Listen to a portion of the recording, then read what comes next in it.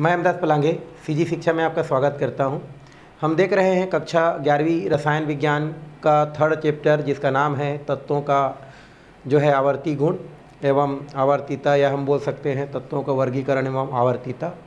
और इससे पहले हम लोग जो है बहुत सारा टॉपिक, पहले जो वीडियो है उसमें हम लोग कर चुके हैं, या पहला जो क्लास हुआ है हमारा उसमें हम लोग बहुत सारा टॉपिक क्लियर कर चुके हैं। इससे पहले वाला जो हमारा वीडियो है या इससे पहले वाला जो क्लास है उसमें हमने जो है आयनन ऊर्जा क्या है ये हम लोग देखे थे। आयनन ऊर्जा किसे कहते हैं, आयनन ऊर्जा के क्या क्या हमारे जो है उसको प्रभावित करने वाले कारक कौन कौन से हैं, ये हम लोग क्या कर चुके हैं, देख चुके हैं। आज हम थोड़ा सा आयनन ऊर्जा के बारे में ही, आयनन ऊर्जा में आवर्तीता देखने वाले हैं। भाई क्या देखने वाले हैं हम लोग? आयनन ऊर्जा में आवर्तीता, ये हम लोग क्या करने वाले हैं, भी देखने वाले हैं। ठीक है, तो हमारा टॉपिक क्या है? आयनन ऊर्जा में आवर्तीता। आवर्तीता मतलब हम लोग बात करेंगे आवर्त सारणी में कि आयनन ऊर्जा का आवर्त सारणी में किस प्रकार से गुणों में परिवर्तन होता है, वही तो आवर्तीता होता है ना भाई। आवर्तीता होता क्या है? निश्चित समय अंतराल के पश्चात गुणों में पुनरावृत्ति होना, यही क्या कहलाता है? आपका आवर्तीता कहलाता है। शुरू में हम जब आपको पढ़ाई स्टार्ट किए जब ये लेसन, तो आपको बताए थे कि भाई आवर्तीता का मतलब होता है कि गुणों का एक निश्चित समय अंतराल के पश्चात पुनरावृत्ति होना ही आवर्तीता कहलाता है। और ये गुणों में जो पुनरावृत्ति है वो कहाँ से पता चलता है हमको? आवर्त सारणी से पता चलता है। कौन सा आवर्त सारणी की बात कर रहे हैं हम लोग? आधुनिक आवर्त सारणी की बात कर रहे हैं। ठीक है, तो इस आधुनिक आवर्त सारणी में आपको पता है एक हमारा क्या होता है? आवर्त होता है ना, जिसकी संख्या आपका टोटल 7 है। और दूसरा हमारा क्या होता है? समूह, जिसे हम वर्ग भी कहते हैं, और इनकी टोटल संख्या हमारा कितना है? 18 है। तो पहले आवर्त में आयनन ऊर्जा की क्या स्थिति है उसको हम लोग को देखते हैं। ठीक है, तो पहले हम लोग किस में देख रहे हैं भाई? आवर्त में। ये हमारा होता है आवर्त में क्या स्थिति होता है, ये हम लोग कई बार पढ़ चुके हैं और बार बार पढ़ रहे हैं। और इसी आयनन ऊर्जा से संबंधित भी मैं आपको बता चुका हूँ, बट टॉपिक में आ गए हैं तो मैं इसको बता रहा हूँ फिर से। तो आवर्त में आयनन ऊर्जा की क्या आपकी प्रभाव पड़ता है उसको हमको देखना है। और आपको आयनन ऊर्जा पता है भाई कि ये हमारा नाभिक है और ये अंतिम कक्षा के इलेक्ट्रॉन है। तो इसी अंतिम कक्षा के इलेक्ट्रॉन को किसी परमाणु में उपस्थित अंतिम कक्षक के जो इलेक्ट्रॉन है, इस इलेक्ट्रॉन को बाहर निकालने के लिए जितनी ऊर्जा की आवश्यकता होती है, यही क्या कहलाती है? आपकी आयनन ऊर्जा कहलाती है। ये परिभाषा जानते हैं। तो आयनन ऊर्जा का आवर्त में क्या स्थिति होता है? आवर्त क्या होता है भाई? आपको पहले से पता है।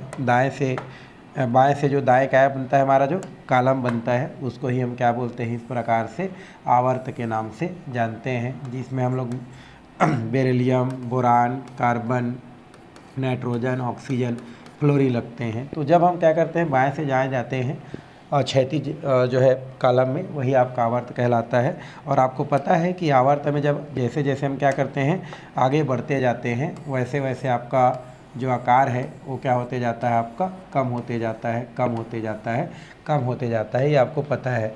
और जैसे जैसे क्या होते जाता है भाई, आकार कम होते जाता है, इलेक्ट्रॉन और नाभिक की जो बीच की क्या है हमारा दूरी है, वैसा वैसे क्या होते जाता है? कम होते जाता है। मतलब इलेक्ट्रॉन नाभिक के क्या करते जाता है? पास आते जाता है। नाभिक इलेक्ट्रॉन से दृढ़ता के साथ बनते जाता है। और उस स्थिति में वहाँ से इलेक्ट्रॉन को निकालना क्या हो जाता है? हमारा कठिन हो जाता है ना। उसके लिए ज़्यादा ऊर्जा की आवश्यकता होता है। मतलब हम ये बोल सकते हैं कि आवर्त में बाएं से अगर हम क्या करते हैं, दाएं जाते हैं, तो बाएं से दाएं जाने पर आकार जो है छोटे होने की वजह से आपका आयनन ऊर्जा का जो मान होता है वो क्या होते जाता है? आपका बढ़ते जाता है। आयनन ऊर्जा का मान क्या होता है आपका भाई? बढ़ते जाता है। तीर का निशान का मतलब होता है हमारा बढ़ना।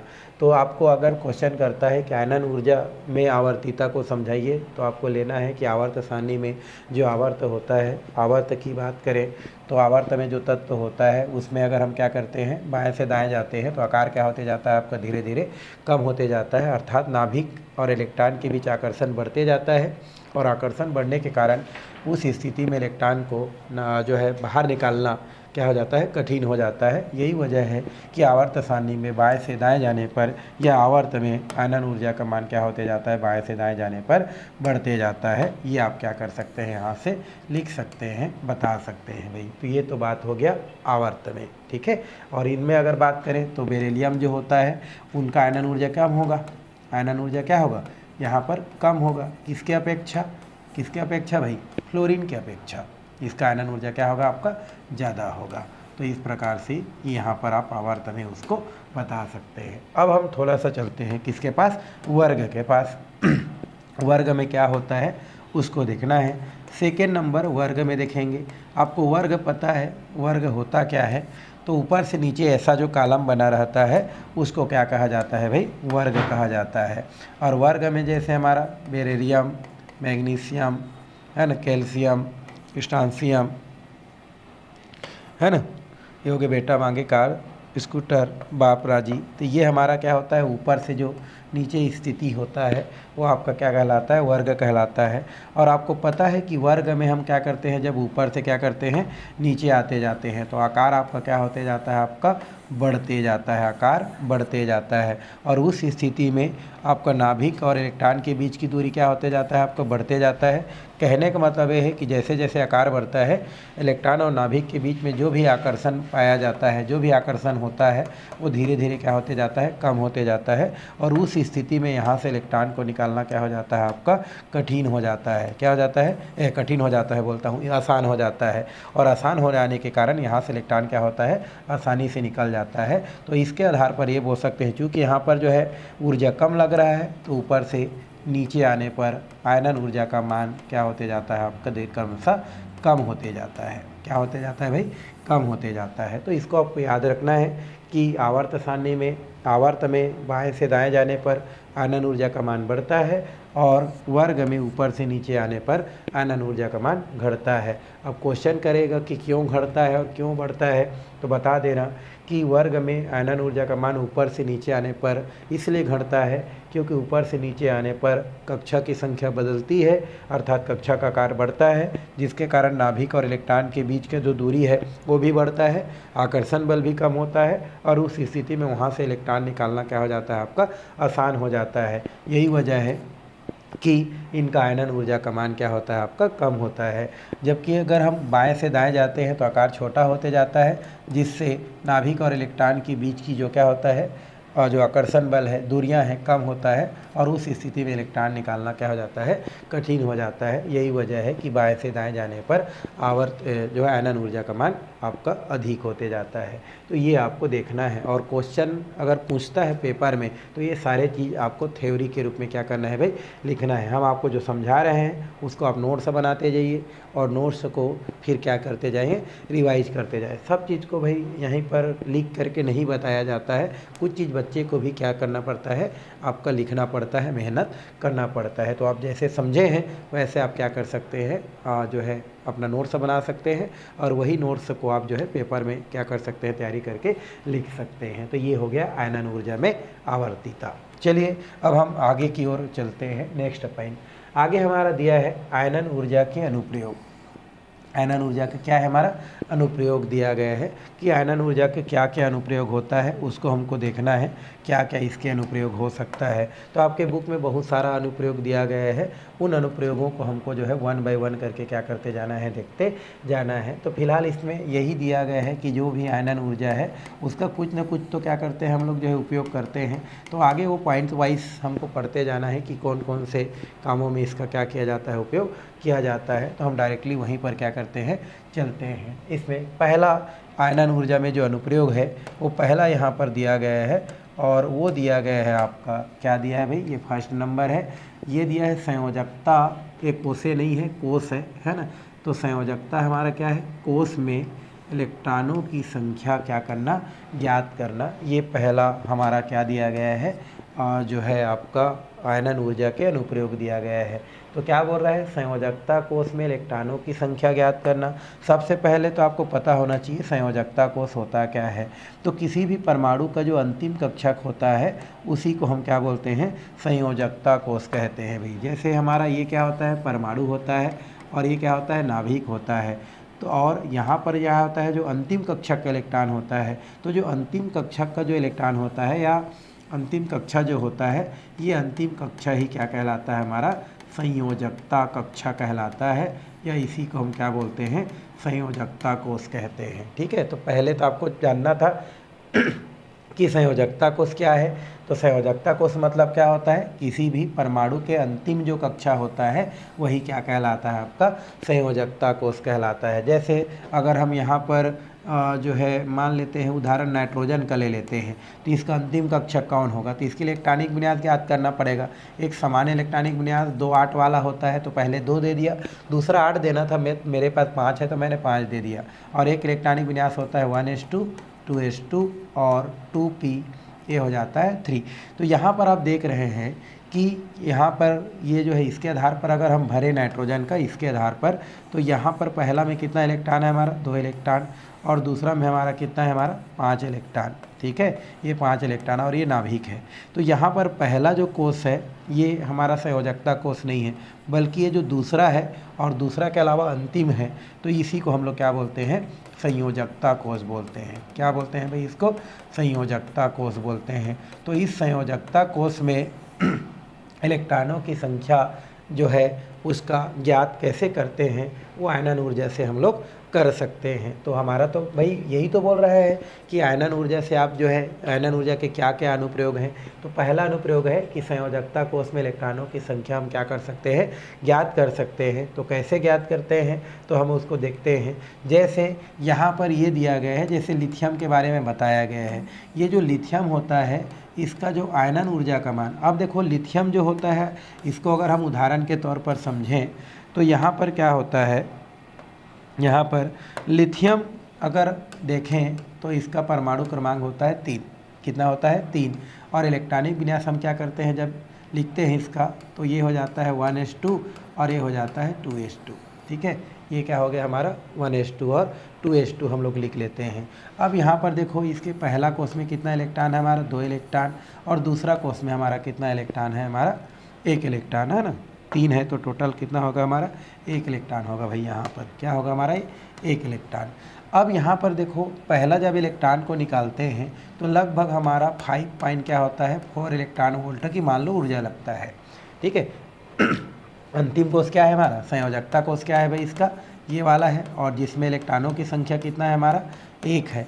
तो ये संयोजकता कोष से जब हम क्या करते हैं, इसका आयनन ऊर्जा की बात करते हैं तो इसका आयनन ऊर्जा कितना होता है, 5.4 होता है।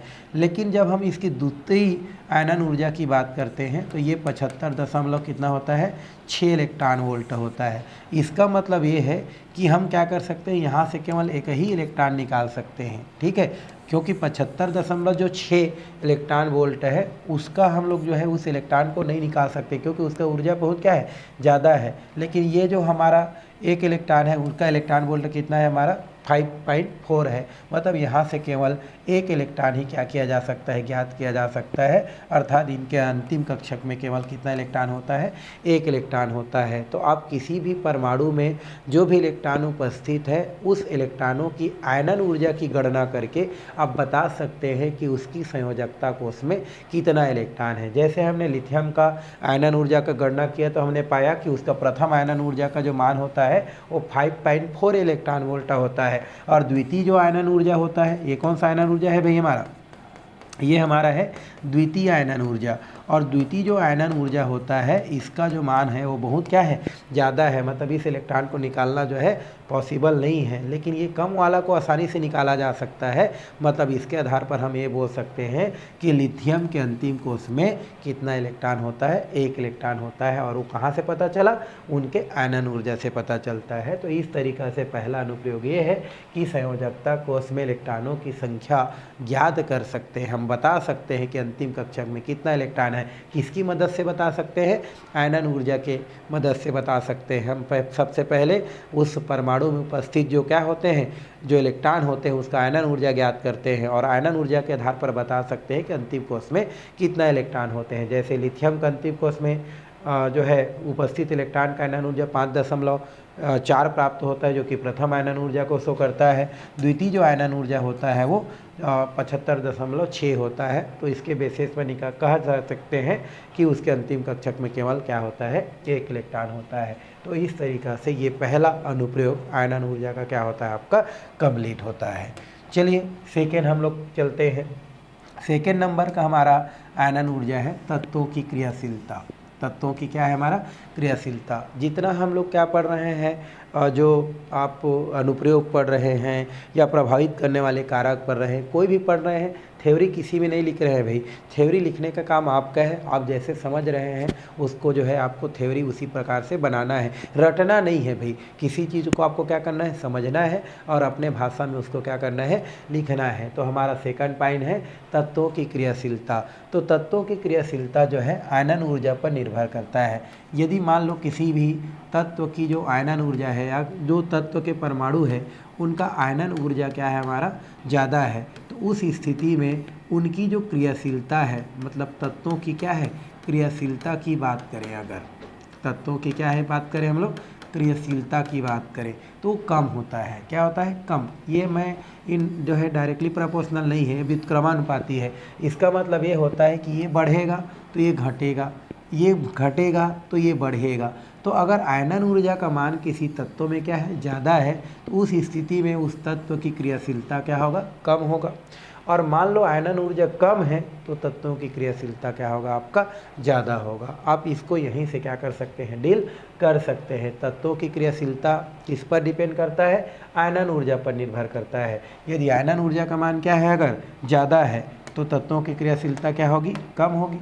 अगर आयनन ऊर्जा का मान क्या है, ज़्यादा है तो तत्वों की क्रियाशीलता कम होगी, और अगर आयनन ऊर्जा का मान कम है तो तत्वों की क्रियाशीलता क्या होगी, ज़्यादा होगी। तो आप दोनों में क्या कर सकते हैं, इसको फिट करके क्या कर सकते हैं, आंसर लिख सकते हैं। अगर क्वेश्चन आता है बताइए कि तत्वों की क्रियाशीलता आयनन ऊर्जा पर किस प्रकार डिपेंड करती है, ऐसे करके तो बताना। यदि तत्वों की आयनन ऊर्जा ज़्यादा है तो उसकी क्रियाशीलता कम होगी, और यदि तत्वों की आयनन ऊर्जा कम है तो उनकी क्रियाशीलता क्या होगा, आपका ज़्यादा होगा। ठीक है, आयनन ऊर्जा भाई अगर ज़्यादा होगा तो इलेक्ट्रॉन निकालना कठिन हो जाएगा, तो क्रियाशीलता ऑलरेडी क्या हो जाएगा, कम हो जाएगा। और अगर आयनन ऊर्जा का मान क्या हो जाएगा, आपका कम हो जाएगा, तो इलेक्ट्रॉन निकालना आसान हो जाएगा, क्रियाशीलता बढ़ जाएगा। तो इस पॉइंट में हम लोग इतना ही कर सकते हैं, और इसमें कुछ करने की ज़रूरत नहीं है। इसी को आप थ्योरी बना सकते हैं, और थ्योरी बना के क्या कर सकते हैं, हम लिख सकते हैं। चलिए कितना पॉइंट हो गया, 2 पॉइंट। आगे है हमारा थर्ड नंबर का, और थर्ड नंबर ये बोल रहा है, क्या बोल रहा है भाई, ये बोल रहा है आपका परमाणु में विभिन्न इलेक्ट्रॉनों की अपेक्षित ऊर्जा ज्ञात करना। परमाणु में बोल रहा है, ये हमारा क्या है, परमाणु है। तो इस परमाणु में ये हमारा नाभिक होता है भाई, और फिर ये क्या होता है, हमारा परमाणु कक्षा होता है। अब परमाणु में इलेक्ट्रॉन कहाँ रहेगा, तो कक्षा में रहेगा कुल मिला के, है ना। तो ये हमारा पहला कक्षा है, ये हमारा दूसरा कक्षा है, और इलेक्ट्रॉन यहीं पर पाया जाएगा, इलेक्ट्रॉन यहीं पर पाया जाएगा। तो बोल रहे हैं परमाणु में विभिन्न इलेक्ट्रॉनों की अपेक्षित ऊर्जा की स्थिति। आप ऊर्जा क्या कर सकते हैं, बता सकते हैं भाई। मान लेते हैं किसी भी इलेक्ट्रॉन जो है वो नाभिक से क्या है, किसी का अगर मान लो आयनन ऊर्जा क्या है, ज़्यादा है, आयनन ऊर्जा ज़्यादा है, मतलब नाभिक के वो क्या है, नज़दीक है, आप ये बोलो, है ना। अगर किसी का आयनन ऊर्जा क्या है, ज़्यादा है, मान लो ये इलेक्ट्रॉन है और यहाँ पर इसकी आयनन ऊर्जा यहाँ पर ज़्यादा है, मतलब वो नाभिक के उतने क्या है, नज़दीक है, मतलब उसकी ऊर्जा का मान कम है। क्या है हमारा, कम है। जैसे ये वाला इलेक्ट्रॉन है तो ये नाभिक के क्या है, काफ़ी ज़्यादा नज़दीक है, मतलब इसका आयनन ऊर्जा का मान बहुत क्या है, ज़्यादा है। आयनन ऊर्जा इसका क्या है, ज़्यादा है, आयनन ऊर्जा बहुत ज़्यादा है। ठीक है, और यहाँ पर का जो इलेक्ट्रॉन है उसकी आयनन ऊर्जा थोड़ा सा क्या है, कम है। आयनन ऊर्जा पहले वाला से क्या है, ये थोड़ा सा कम है। किससे कम है, इस वाला से। तो यहाँ पर ये जो है इलेक्ट्रॉन की आयनन ऊर्जा यहाँ पर कम है, मतलब इनकी जो ऊर्जा है वो ज़्यादा है। ऊर्जा क्या है, ज़्यादा है। यहाँ पर ये करो, मतलब जिसका आयनन ऊर्जा का मान क्या होगा, कम होगा, ऊर्जा ज़्यादा होगा। मतलब हम यहाँ पर लिख सकते हैं, क्या लिख सकते हैं भाई, यहाँ पर लिख देखते हैं हम लोग आयनन ऊर्जा इनडायरेक्टली प्रोपोर्शनल हम लोग बोल सकते हैं इलेक्ट्रॉन की ऊर्जा। किसकी ऊर्जा, हमारा इलेक्ट्रॉन की ऊर्जा, इलेक्ट्रॉन की ऊर्जा। क्यों भाई, तो आयनन ऊर्जा ज़्यादा होगा, तो उस स्थिति में क्या होगा, वो नाभिक के नज़दीक है, समझो क्या है, नाभिक के नज़दीक है, प्रबलता से बंधा है, तो नाभिक के नज़दीक होगा, मतलब वहाँ पर उसका ऊर्जा क्या होता है, आपका कम होता है। क्योंकि आपको पता है कि नाभिक से हम जैसे जैसे बढ़ते जाते हैं ऊर्जा क्या होते जाता है, बढ़ते जाता है। तो यहाँ पर आयनन ऊर्जा का मान ज़्यादा, इलेक्ट्रॉन की ऊर्जा कम, आयनन ऊर्जा का मान कम, इलेक्ट्रॉन की ऊर्जा ज़्यादा हो जाता है। क्यों, क्योंकि हम जैसे जैसे नाभिक से दूर जाते जाते हैं आयनन ऊर्जा कम होते जाता है, वैसे वैसे उसकी ऊर्जा क्या होती जाती है, बढ़ती जाती है। तो तीसरा पॉइंट में ये क्या की जा सकती है भाई, लिखी जा सकती है, बताई जा सकती है। चलिए नेक्स्ट नंबर चलते हैं।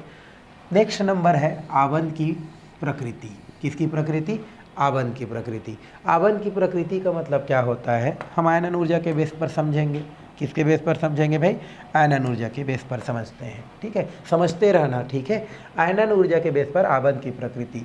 यदि अगर जो है हम बात करें आयनन ऊर्जा और एक होता है हमारा विद्युत ऋणता। अभी विद्युत ऋणता पढ़े नहीं है, हम लोग आगे पढ़ेंगे।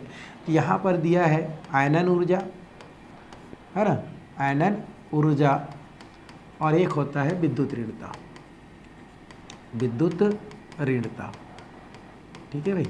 तो ये आयनन ऊर्जा है, क्या होता है जानते हैं। विद्युत ऋणता हम पढ़ने वाले हैं, अभी बता सकते हैं। साझेक इलेक्ट्रॉन युग्म को अपनी ओर आकर्षित करने की जो क्षमता होता है वो विद्युत ऋणता कहते हैं। तो यदि आयनन ऊर्जा का मान और विद्युत ऋणता का जो मान है उसमें ज़्यादा अंतर होगा, क्या होगा, ज़्यादा अंतर। अगर इन दोनों में क्या होगा, अधिक अंतर होगा, अधिक क्या होगा, इसमें अंतर होगा। किसमें किसमें भाई? आयनन ऊर्जा और विद्युत ऋणता में अगर बहुत ज़्यादा अंतर होगा तो बनने वाला बंध होगा सहसंयोजक बंध। कौन सा बंध होगा यहाँ पर? सहसंयोजक बंध होगा। अब सहसंयोजक बंध क्या होता है? तो वह बंध जो इलेक्ट्रॉनों के साझा से बनता है उसे सहसंयोजक बंध कहते हैं। और यहाँ पर अगर हम बात करते हैं आयनन ऊर्जा का, फिर से बात करते हैं आयनन ऊर्जा का, और बात करते हैं विद्युत ऋणता का, विद्युत ऋणता का। तो यहाँ पर हम जो है आयनन ऊर्जा और विद्युत ऋणता की बात करें, विद्युत क्या है हमारा, ऋणता की बात करें, इन दोनों में अगर कम अंतर होगा, क्या होगा हमारा, ये कम अंतर होगा। तो कम अंतर होगा तो उस स्थिति में बनने वाला जो बंध होगा वो क्या होगा, हमारा आयनिक बंध होगा। ये क्या होगा, हमारा आयनिक बंध होगा। तो इस प्रकार से हम क्या कर सकते हैं, बंधों की प्रकृति को बता सकते हैं। अगर आयनन ऊर्जा और विद्युत ऋणता में अगर अंतर कम होगा तो उस स्थिति में हमारा बनने वाला बंध सहसंयोजक होगा। और अगर आयनन ऊर्जा और विद्युत ऋणता के मान में अगर क्या होगा, आपका अंतर कम होगा तो वहाँ पर आपका जो है बनने वाला बंध आयनिक बंध होता है। आयनिक ऊर्जा और विद्युत ऋणता में अंतर कम है तो आयनिक बंध को क्या करता है, प्रदर्शित करता है। तो इसमें ये पॉइंट क्या किया जा सकता है, आपका लिखा जा सकता है, बताया जा सकता है। चलिए नेक्स्ट पॉइंट है हमारा, वो दिया है तत्वों के अवकारक गुण। कौन सा गुण? तत्वों के अवकारक गुण। तत्वों के अवकारक गुण का मतलब होता है जो आसानी से क्या करे, इलेक्ट्रॉन डोनेट कर सके, वो उसके अवकारक गुण को प्रदर्शित करता है। मतलब हम ये बोल सकते हैं यदि आयनन ऊर्जा का मान कम होता है, किसका मान कम होता है भाई, आयनन ऊर्जा का मान कम होता है, आयनन ऊर्जा का मान क्या होता है हमारा, कम होता है, तो वह है ना, यदि आयनन ऊर्जा का मान क्या होता है, कम होता है, तो कोई भी परमाणु आसानी से इलेक्ट्रॉन क्या कर सकता है, डोनेट कर सकता है। तो आयनन ऊर्जा कम होता है तो परमाणु से इलेक्ट्रॉन आसानी से क्या किया जा सकता है, निकाला जा सकता है। इलेक्ट्रॉन आसानी से क्या किया जा सकता है भाई, ज्ञात किया जा सकता है, आसानी से निकाला जा सकता है। इलेक्ट्रॉन आसानी से निकाला जा सकता है ना, निकाला जा सकता है। तो यदि आपका ये बोल रहा है कि आयनन ऊर्जा का मान है कम है तो परमाणु से इलेक्ट्रॉन को आसानी से निकाल सकते हैं, यह गुण क्या कहलाता है, अवकारक गुण कहलाता है। यह क्या कहलाता है, अवकारक गुण कहलाता है। यह अवकारक गुण कहलाता है। मतलब हम ये बोल सकते हैं कि अगर अवकारक गुण क्या होगा, हमारा कम होगा, या आयनन ऊर्जा का मान कम होगा तो अवकारक गुण क्या होगा, आपका जो है हम ये बोल सकते हैं तत्वों के अवकारक गुण। मतलब अवकारक मतलब होता है जो आसानी से इलेक्ट्रॉन क्या कर सकता है, डोनेट कर सकता है, वो अवकारक गुण कहलाता है। और जिसमें अगर आयनन ऊर्जा का मान क्या होता है, आपका कम होता है, तो किसी भी परमाणु से इलेक्ट्रॉन क्या होता है, आपका आसानी से निकाला जा सकता है। और यही आपका क्या कहलाता है, अवकारक गुण को क्या करता है, प्रदर्शित करता है। तो ये भी जो है आयनन ऊर्जा के जो आपका अनुप्रयोग है उसके अंतर्गत इसको क्या किया जाता है, रखा जाता है या रख सकते हैं। और एक अंतिम पॉइंट है हमारा इसके अनुप्रयोग का, वो है भास्पिक गुण। भास्पिक मतलब होता है क्षारी। भास्पिक मतलब क्या होता है भाई, क्षारी। तो आप कन्फ्यूज नहीं होंगे भास्मिक क्या आ गया ऐसे करके। भास्मिक मतलब होता है क्षारी गुण होता है। और आप जानते हैं जिनका आयनन ऊर्जा का मान क्या होता है, कम होता है, वो धातु होते हैं। और जितने भी धातु होते हैं उनके ऑक्साइड क्या होते हैं, क्षारी प्रकृति के होते हैं, है ना। तो यहाँ पर लिख सकते हैं सभी धातु, है ना, धातु का आयनन ऊर्जा का मान क्या होता है भाई, कम होता है। धातुओं का आयनन ऊर्जा का मान क्या होता है आपका, कम होता है। आयनन ऊर्जा का मान, किसका मान भाई, आयनन ऊर्जा का मान। आयनन ऊर्जा का मान क्या होता है हमारा, कम होता है, कम होता है। तो धातुओं का आयनन ऊर्जा का मान कम होता है ना। अर्थात आसानी से क्या कर सकता है, इलेक्ट्रॉन त्यागता है। आसानी से इलेक्ट्रॉन क्या करता है हमारा, त्याग करता है। तो कोई भी धातु का आयनन ऊर्जा ऑलरेडी कम होता है और आसानी से इलेक्ट्रॉन क्या करता है, डोनेट करता है। तो कोई भी धातु का जो ऑक्साइड है, यहाँ पर धातु का जो क्या होता है भाई, ऑक्साइड होता है। धातु का ऑक्साइड, है ना, धातु का ऑक्साइड कैसा प्रकृति का होता है हमारा, क्षारी प्रकृति का होता है। कैसा प्रकृति का होता है, क्षारी प्रकृति का होता है। तो आप कोई भी धातु ले लो, उन धातु का जितना भी ऑक्साइड होता है वो क्षारी प्रकृति का होता है। जैसे उदाहरण के लिए अगर आप बात करें ना, जैसे हमारे पास दिया है सोडियम ऑक्साइड, क्या दिया है हमारा, सोडियम ऑक्साइड। ये धातु है सोडियम और ये उनका ऑक्साइड है। अब इसका क्षारी प्रकृति कैसे ज्ञात करेंगे, तो आप इसको पानी में डाल दो। इसमें डाल दो इसको पानी में, पानी का फार्मूला होता है H2O। तो ये क्या बनाता है, ये टूट जाता है H+ आयन और OH- आयन, ठीक है। या हम इसको डायरेक्टली ये कहें, यहाँ पर देखो हाइड्रोजन 2 है और ऑक्सीजन भी 2 है, 1 और ये 2 हमारा ऑक्सीजन है और सोडियम 2 है। सोडियम क्या होता है हमारा, धन आयन होता है। तो ये आपस में मिल करके सोडियम हाइड्रोक्साइड का क्या करता है, निर्माण करता है। तो जैसे ही आप सोडियम के जो ऑक्साइड हैं उसको पानी में क्या करते हैं, घोलते हैं, तो ये क्या देता है, सोडियम हाइड्रोक्साइड देता है। और सोडियम जो हाइड्रोक्साइड होता है उसकी प्रकृति कैसा होता है हमारा, क्षारी होता है। तो लगभग जितने भी हमारे धातु होते हैं उनके जो ऑक्साइड होते हैं वो क्षारी प्रकृति के ही होते हैं। और जितने भी अधातु होते हैं वो अधातु क्या होते हैं हमारे, अम्लीय प्रकृति के होते हैं। ये याद रखेंगे, है ना। धातु के ऑक्साइड क्षारी प्रकृति का और अधातु के ऑक्साइड अम्लीय प्रकृति के होते हैं। तो इस तरीक़ा से 4-5 अनुप्रयोग हम क्या कर सकते हैं, आयनन जो एंथैल्पी है, आयनन जो ऊर्जा है उसके अंतर्गत लिख सकते हैं। और रिलेशन से इसी टाइप के प्रश्न क्या किए जाते हैं, पूछे जाते हैं। तो आपको क्या करना है, हेडिंग को याद रखना है और हेडिंग में आपको जैसे समझाया गया है वैसे आपको क्या करना है भाई, लिखना है। चलिए, ये तो बात हो गया हमारा आयनन ऊर्जा का। अब हम आगे चलते हैं, इलेक्ट्रॉन लब्धि। क्या देखना है हमको, इलेक्ट्रॉन लब्धि होता क्या है। इलेक्ट्रॉन लब्धि क्या है इसको हमको जानना है। इलेक्ट्रॉन लब्धि एंथैल्पी या इसी को इलेक्ट्रॉन जो है बंधुता के नाम से भी जाना जाता है। इलेक्ट्रॉन बंधुता कहते हैं या कहा जाता है, ठीक है। तो इसी के बारे में थोड़ा सा हम लोग बात करते हैं। ये भी क्वेश्चन आता है भाई, इलेक्ट्रॉन लब्धि एंथैल्पी होता क्या है, ऐसे करके। इलेक्ट्रॉन लब्धि एंथैल्पी क्या होता है, सिंपल अगर मैं परिभाषा दूँ तो ये बोल सकता हूँ, किसी भी परमाणु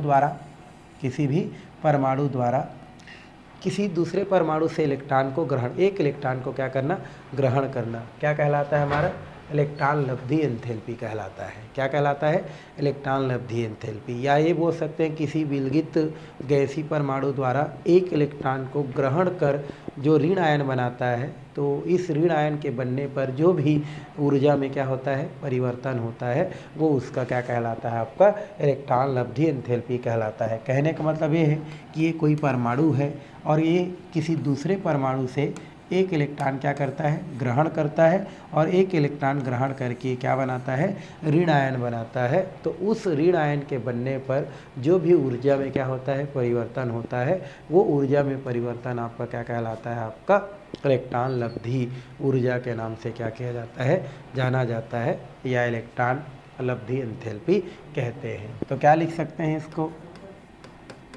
इलेक्ट्रॉन लिखना है हमको लब्धि एंथैल्पी। तो क्या लिख सकते हैं, किसी परमाणु द्वारा किसी उदासीन विलगित या किसी विलगित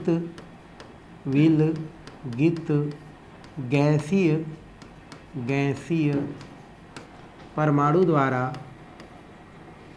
द्वारा किसी विलगित, है ना, किसी विलगित गैसीय परमाणु द्वारा इलेक्ट्रॉन ग्रहण कर इलेक्ट्रॉन ग्रहण कर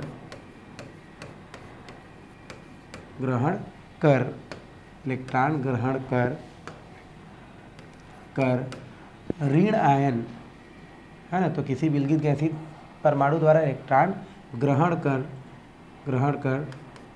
ऋण आयन बनाया जाता है, ऋण आयन बनता है। तो किसी विलगित गैसीय परमाणु द्वारा इलेक्ट्रॉन ग्रहण कर ऋण आयन बनाया जाता है, या किसी विलगित गैसीय परमाणु द्वारा इलेक्ट्रॉन ग्रहण किया जाता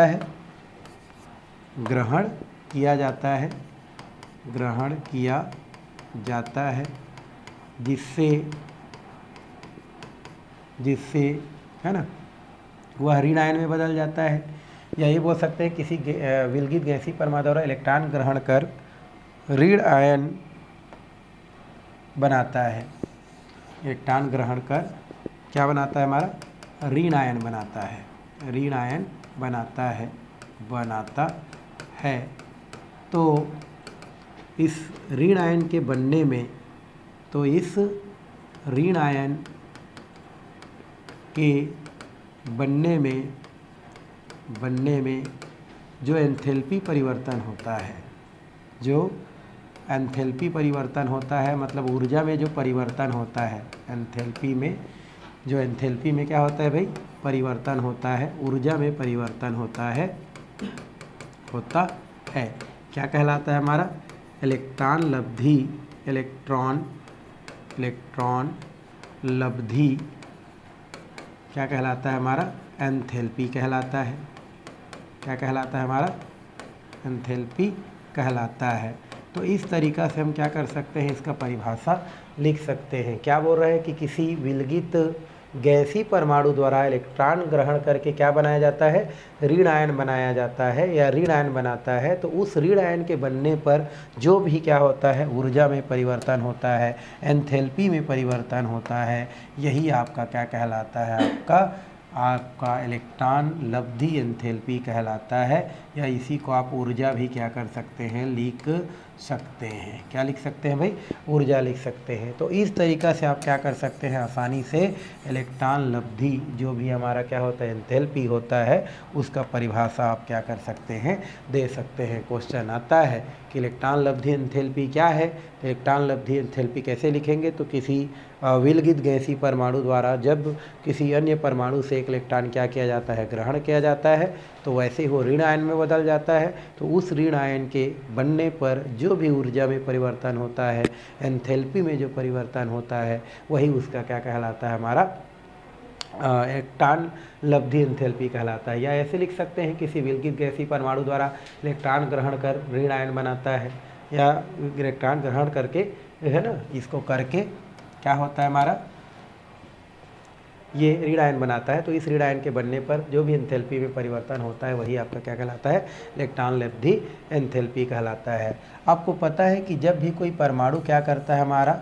इलेक्ट्रॉन ग्रहण करता है, तो उस स्थिति में क्या होता है? या तो ऊर्जा क्या होता है? मुक्त होता है, या तो ऊर्जा क्या होता है? अवशोषित होता है। या तो ऊर्जा मुक्त होता है, या ऊर्जा क्या होता है? अवशोषित होता है। अगर वो अवशोषित करता है तो उसे हम ऊष्मा शोषी कहते हैं। क्या बोलते हैं? ऊष्मा शोषी। और अगर ऊष्मा उत्सर्जित करता है तो उसे हम क्या कहते हैं? ऊष्मा क्षेपी कहते हैं। क्या कहते हैं हम लोग? ऊष्मा क्षेपी। ज़्यादातर ये होता है कि अगर कोई परमाणु क्या करता है? इलेक्ट्रॉन ग्रहण करता है, तो उस स्थिति में ऊर्जा क्या होता है? उत्सर्जित होता है। ऊर्जा क्या होता है भाई? उत्सर्जित होता है। ऊर्जा उत्सर्जित। तो आप कैसे लिखेंगे? अगर इलेक्ट्रॉन कोई ग्रहण करता है, जैसे हम यहाँ पर लिख सकते हैं कि मान लो कोई हमारा क्या है? एक हमारा यहाँ तत्व है, और ये तत्व क्या करता है, जब किसी से क्या करता है, इलेक्ट्रॉन को क्या करता है, ग्रहण करता है, तो उस स्थिति में ऊर्जा क्या होती है आपकी, मुक्त होती है। मुक्त होना मतलब निकलती है। तो जैसे हम सोडियम की ही बात करते हैं, अगर ये सोडियम क्या करता है, किसी से इलेक्ट्रॉन क्या करता है, लेता है, तो उस दौरान क्या होता है आपका ऊर्जा क्या होता है, मुक्त होता है। अगर ये भी उदाहरण अच्छा नहीं लग रहा है, क्लोरीन का उदाहरण ले सकते हैं। क्लोरीन पर कौन सा चार्ज होता है भाई, माइनस चार्ज होता है, और ये इलेक्ट्रॉन अगर क्या करता है, ग्रहण करता है और क्लोरीन का क्या करता है, निर्माण करता है, तो इस दौरान क्या होता है, हमारा ऊर्जा जो है मुक्त होता है, ऊर्जा मुक्त होता है। और अगर कोई क्या करता है, इलेक्ट्रॉन क्या करता है हमारा जो है देता है, तो उस स्थिति में ऊर्जा क्या होता है आपका, क्या होता है आपका जो है लिया जाता है। तो यहाँ पर इलेक्ट्रॉन लेने पर ऊर्जा क्या होता है आपका, मुक्त होता है। तो इस तरीक़ा से इसको क्या किया जा सकता है, बताया जा सकता है। और सबसे ज़्यादा अगर हम इलेक्ट्रॉन लब्धि एंथैल्पी की बात करें, किसकी बात करें, इलेक्ट्रॉन लब्धि एंथैल्पी की बात करें, तो ये जो एंथैल्पी है, यह एंथैल्पी 17वें समूह के तत्वों में पाया जाता है। किस में पाया जाता है, 17वें समूह के तत्वों में होता है। तो सबसे ज़्यादा इलेक्ट्रॉन लब्धि किस में होता है भाई, 17वें समूह, जिसको हम लोग हाइड्रोजन समूह या वर्ग 17 के नाम से जानते हैं। तो इलेक्ट्रॉन एंथैल्पी सबसे ज़्यादा किस में होता है, 17वें समूह में पाया जाता है। और अगर इसकी इकाई की बात किया जाए, तो इसका इकाई किलो जूल क्या होता है हमारा, पर मोल होता है। तो इस तरीक़ा से आप इलेक्ट्रॉन एंथैल्पी के बारे में इतना जानकारी क्या कर सकते हैं, लिख सकते हैं।